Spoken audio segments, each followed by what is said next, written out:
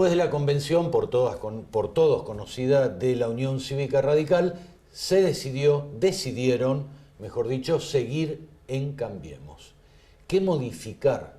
Porque hubo cierta disconformidad de algún sector. Por eso digo, de acuerdo a un futuro planteamiento con el Gobierno Nacional y con el PRO puntualmente, ¿qué modificar? Miguel Ponce, gracias por haber venido. El agradecido soy yo. Quiero empezar con algún grado de precisión. A ver, dale. De los tres sectores, lo que fue el mapa, diríamos, de la convención, yo diría que hubo uno solo que planteó la continuidad de Cambiemos, la no interna, no paso, y la candidatura del presidente sin discusión, que es el sector de los que familiarmente denominamos los amarillos, pero que para poner nombre es el que encabezó más firmemente el vicegobernador de la provincia de Buenos Aires, Salvador, acompañado por Mario Negri y alguna otra cosa más. Como expresión en lo que fue la tribuna, el debate, estuvo básicamente dos discursos, a mi juicio, patéticos. Uno de Facundo Suárez Lastra, el ex jefe de gobierno, ex intendente de la ciudad de Buenos Aires, y otro de Karina Banfi. Este último, pese al lugar donde se realizaba la convención, que para nosotros es un lugar emblemático, donde Raúl Alfonsín dio su mensaje para el radicalismo de todos los tiempos, diríamos, a partir de ese momento, hubo una ofensa directa a Raúl Alfonsín y a Arturo Illia al sumarse a un discurso y hablar los 70 años de fracaso. O sea, en esos 70 años de fracaso entran Alfonsín, entran Arturo Illia. Así que diría, este es un sector que era el único que planteaba la continuidad de Cambiemos con el actual formato y con la presidencia de Macri, que no se discutiera. Otro sector, yo diría más amplio, cuya cabeza visible era Cornejo, y que lo dejó explícito en el discurso de cierre, que vamos a después dedicarnos un segundo, que planteaba lo que finalmente él terminó diciendo. Se ratifica Gualeguaychú, pero tenemos que ir hacia una ampliación de la base porque las condiciones han cambiado, el gobierno nos ha ignorado en muchos de los planteos que él institucionalmente ha hecho como Unión Cívica Radical, hemos sido chantajeados, lo trató al gobierno de chantajista por decir qué cosas, que cada vez que el radicalismo hablaba había riesgo país, aumentaba el riesgo país, o había alguna situación de no generar las condiciones de gobernabilidad, o se ponían en peligro las inversiones, o etcétera, etcétera, etcétera. Yo diría que el planteo que hace Cornejo además es de construir con otros sectores y hasta habló de otro nombre, ni siquiera. Esto tiene una lógica, diríamos, que la están dando las propias elecciones. Yo diría, si el propio presidente nacional del PRO, Schiavone, va a elecciones encabezando una lista en Misiones y pide que no se llame Cambiemos, nosotros teníamos allí adentro de la convención algunos que eran más papistas que el Papa, ¿no es cierto? Está muy claro que ha habido 11 elecciones, las 11 las ha perdido el gobierno, y obviamente nadie quiere llevar la chaquetilla de Cambiemos puesta, esto está claro.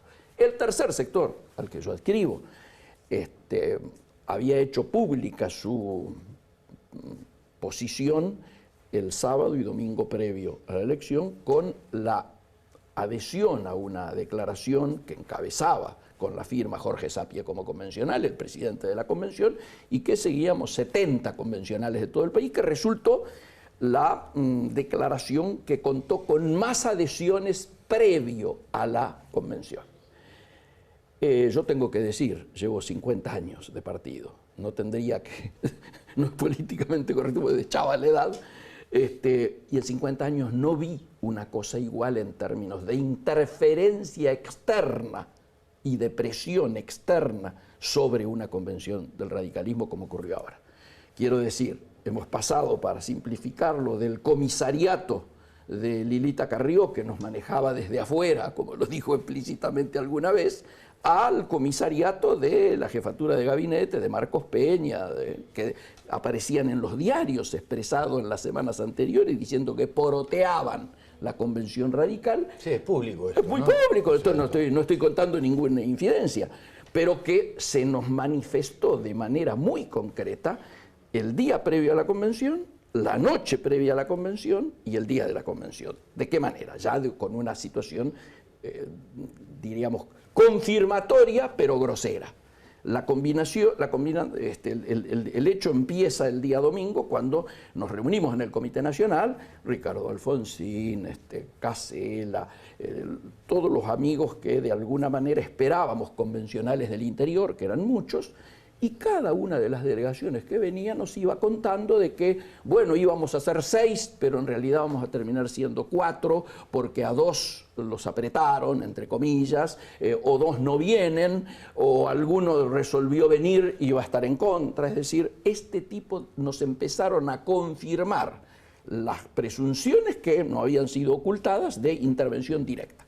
Esa noche, nosotros hasta ese momento, este sector mayoritario que te decía de convencionales, tenía acordado con el sector de Cornejo un planteamiento que precisamente pasaba por lo que Cornejo terminó diciendo el día de la convención, pero que en términos de la declaración que se iba a votar implicaba que la palabra Cambiemos no estaba, que no se hablaba más de Cambiemos, que se hablaba de esta construcción del nuevo frente, que se hablaba de paso, que se hablaba de constitución de reglas de juego, diríamos, de cómo debía funcionar la futura coalición, de invitar a sectores externos que hasta ahora no le integraban, etcétera y demás.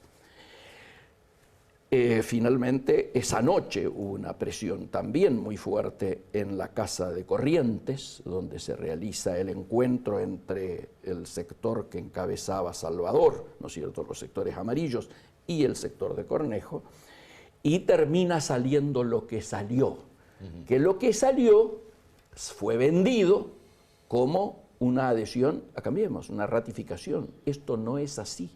No es así, ¿por qué? Porque el propio presidente del partido dice esto que yo acabo de manifestar. Un nuevo frente, nuevos actores, invitar a los sectores que hoy no integran Cambiemos.